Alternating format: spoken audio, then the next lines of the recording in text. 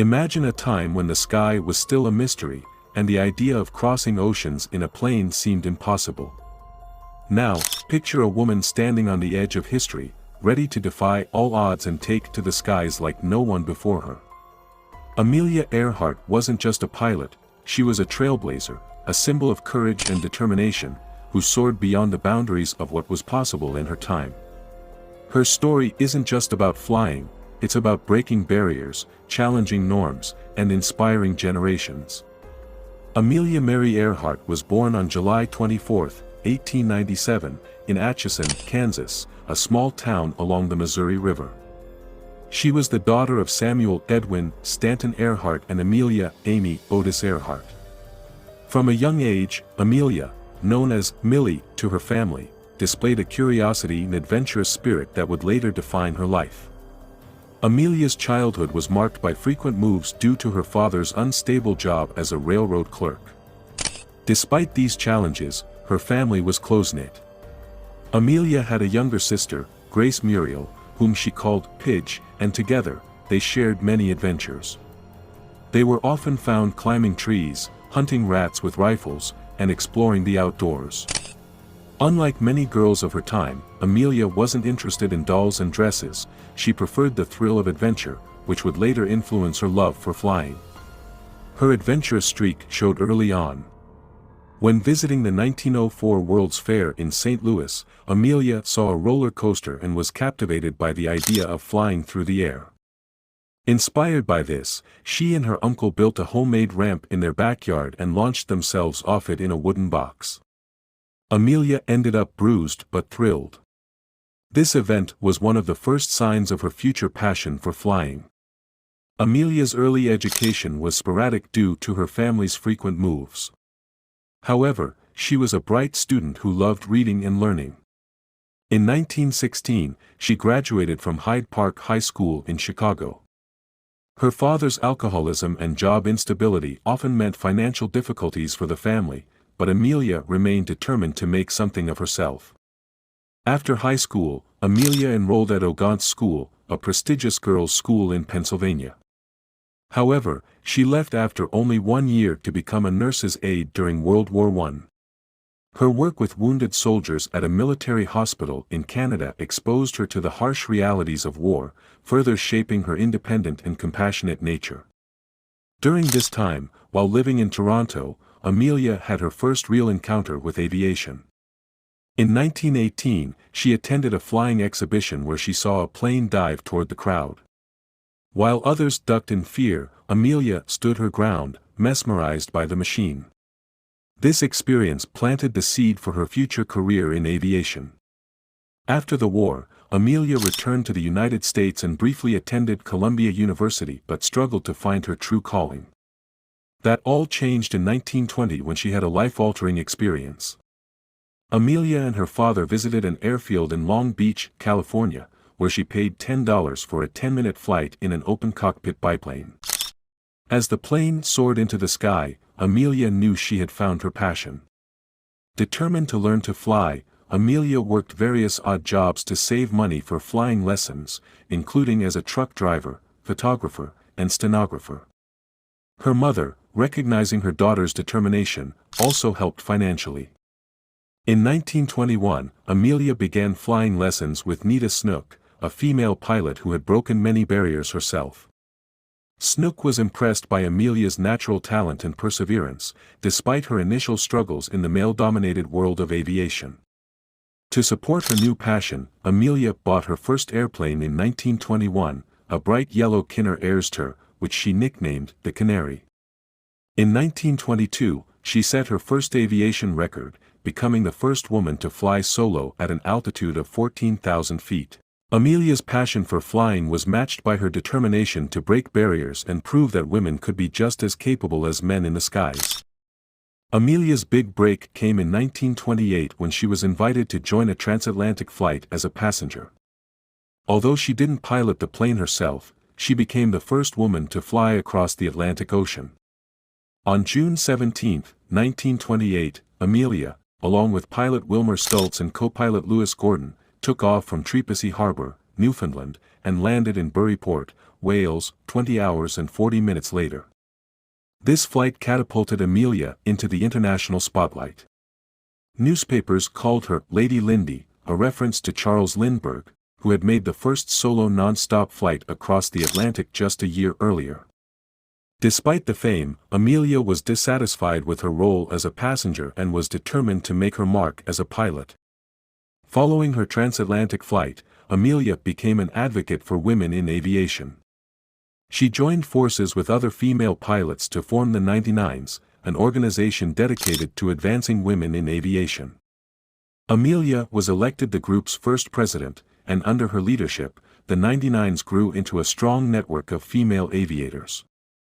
Amelia's next goal was to become the first woman to fly solo across the Atlantic. On May 20, 1932, she took off from Harbor Grace, Newfoundland, in a Lockheed Vega 5B. The flight was fraught with challenges, strong winds, icy conditions, and mechanical problems, but Amelia was determined. After nearly 15 hours in the air, she landed in a field in Culmore, Northern Ireland.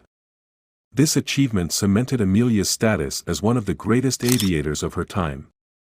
She received numerous accolades, including the Distinguished Flying Cross from Congress, the Cross of Knight of the Legion of Honor from France, and the Gold Medal of the National Geographic Society from President Herbert Hoover. Amelia's solo transatlantic flight was a milestone not only for women in aviation but for all aviators. She had shown the world that women could achieve great things in the field of aviation. Amelia continued to set records and break barriers in the years that followed. In 1935, she became the first person to fly solo from Hawaii to California, a dangerous route over 2,400 miles of open ocean. This flight demonstrated the capabilities of both the airplane and the pilot and proved that long-distance flights were possible even in challenging conditions. Amelia also became the first woman to fly solo from Los Angeles to Mexico City, and later from Mexico City to New York.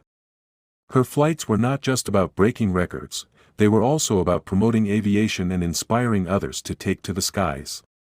Amelia was a tireless advocate for aviation safety and worked closely with airlines and aviation organizations to improve flying conditions. In addition to her flying achievements, Amelia was also a talented writer and speaker. She authored several books about her experiences, including 20 HRS, 40 Min, and the Fun of It. She also wrote articles for various magazines, sharing her passion for aviation and encouraging others, especially women, to pursue their dreams. Amelia's public speaking engagements were popular, and she used these opportunities to promote aviation and women's rights. In 1931, Amelia married George Putnam, a successful publisher and publicist. Their relationship was unconventional for the time.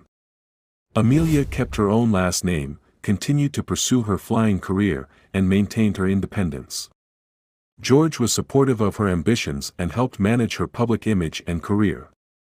The two were partners in every sense of the word, with George organizing many of Amelia's flights and promotional tours. Although they faced societal pressures to conform to traditional gender roles, Amelia and George maintained an egalitarian marriage.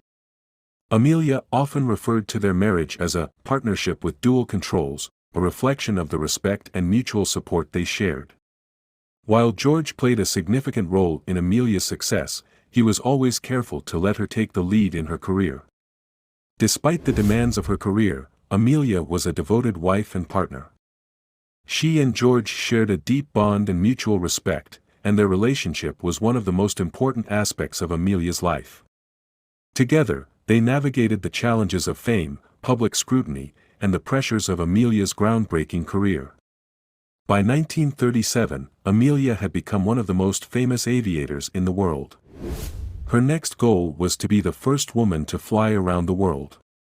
The journey would be a daunting 29,000-mile trip, crossing the equator and covering some of the most challenging terrain on the planet. Amelia's previous flights had prepared her for this ultimate challenge, and she was determined to succeed. On March 17, 1937, Amelia and her navigator, Fred Noonan, embarked on their first attempt to circumnavigate the globe.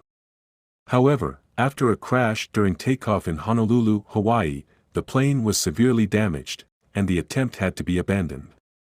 Undeterred, Amelia and Noonan tried again on June 1, 1937, this time departing from Miami, Florida. The flight proceeded smoothly for the most part, with Amelia and Noonan covering vast distances across South America, Africa, and Asia. By June 29, 1937, they had reached La, New Guinea. They had already completed about 22,000 miles of their journey, with just 7,000 miles remaining. Their next destination was Howland Island, a tiny speck of land in the Pacific Ocean, which would serve as a crucial refueling stop. Their next destination was Howland Island, a tiny speck of land in the Pacific Ocean, which would serve as a crucial refueling stop before the final legs of their journey. On July 2, 1937, Amelia and Fred Noonan took off from La for Howland Island. The flight was expected to be challenging, with Howland Island being difficult to locate due to its small size and the vast expanse of ocean surrounding it.